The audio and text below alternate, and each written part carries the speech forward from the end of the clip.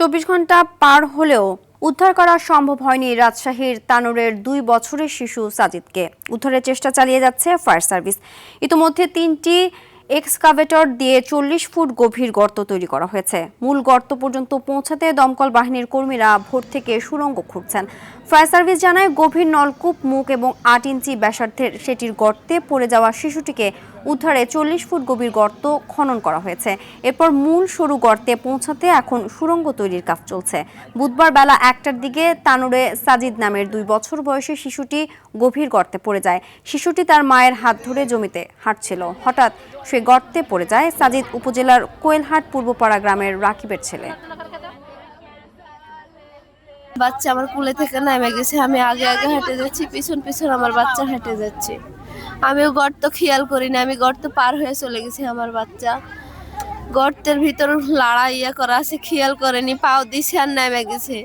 পরে আম্মু আম্মু করে ডাকিচ্ছি, আমি পিছন ঘুরে দেখিচ্ছি আমার আম্মু আম্মু ডাকা শুনতে পাচ্ছি, কিন্তু ছাওয়াল দেখতে পাচ্ছি না। গর্তের ভিতরে আমরা 6 ইঞ্চি বিশিষ্ট একটা 30 ফিট পাইপ আমরা সেখানে ঢুকেছি, কিন্তু পাইপটা 30 ফিট যাওয়ার পরে আর পাইপটা যায়নি।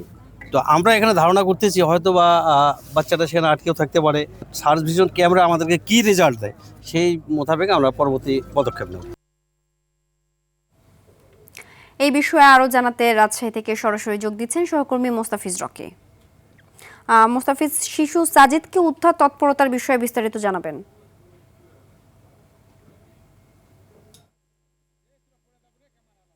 সিনথিয়া, এরই মধ্যে 25 ঘন্টা প্রায় অতিবাহিত হয়েছে। এখনো যে গভীর নলকূপে পড়ে যাওয়া শিশু সাজিদ এখনো তার হদিস মেলেনি। ফায়ার সার্ভিসের কর্মী যারা রয়েছেন তারা আপ্রাণ চেষ্টা চালিয়ে যাচ্ছেন এবং সকাল থেকে আমরা দেখতে পাচ্ছি যে এক্সকাভেটর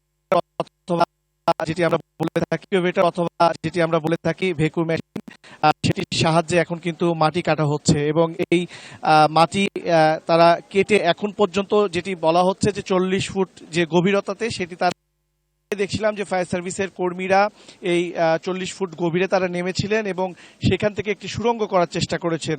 তবে এখন পর্যন্ত আসলে নিখোঁজ যে সাজিদের যে হদিস সেটা কিন্তু তারা এখনো পায়নি। তারা বলছেন যে আরো তারা গভীরে যাবেন এবং সেই প্রক্রিয়ায় তারা কি কৌশল অবলম্বন করবেন সেটি তারা কিন্তু এখন আমরা যেটি দেখছিলাম যে ফায়ার সার্ভিসের যারা ঊর্ধ্বতন কর্মকর্তা রয়েছেন তারা এরই মধ্যে কিন্তু আসলে তাদের নিজেদের মধ্যে একটি বৈঠক কিন্তু সেরে নিচ্ছেন এবং গতকাল থেকে আমরা দেখতে পাচ্ছিলাম যে নানান কৌশল কিন্তু নেওয়া হচ্ছে ফায়ার সার্ভিসের কর্মীদের পক্ষ থেকে। তবে সকল যে কৌশল সেটি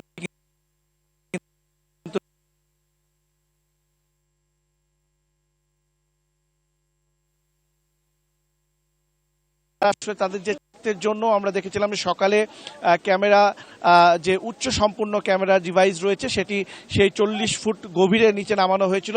সেখানেও সাজিদের যে হদিস বা সন্ধান সেটি কিন্তু আসলে পাওয়া যায়নি। ফলে নতুনভাবে আবারও পরিকল্পনা করছেন ফায়ার সার্ভিসের কর্মীরা এবং আপনি নিশ্চয়ই দেখতে পাচ্ছেন যে এই সাজিদের সন্ধানে এবং তাকে যেন জীবিত অবস্থায় উদ্ধার করা হয়, এই কারণে কিন্তু সাধারণ মানুষের মধ্যে এক ধরনের যে উৎকণ্ঠা উদ্বেগ সেটি কিন্তু বিরাজ করছে এবং গতকাল রাত থেকে কিন্তু স্থানীয়রা এই বিলটি যেটি রয়েছে সেখানে কিন্তু তারা অবস্থান করছে।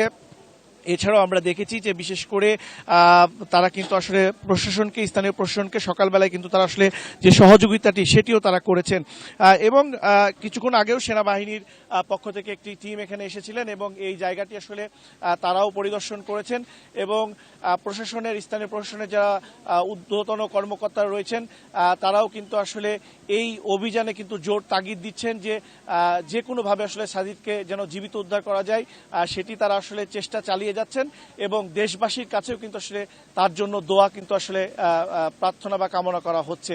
তো এই ছিল সিনথিয়া আমার কাছে রাজশাহী তানোর থেকে সাজিদের গভীর নলকূপে পড়ে যাওয়ার সর্বশেষ। ধন্যবাদ।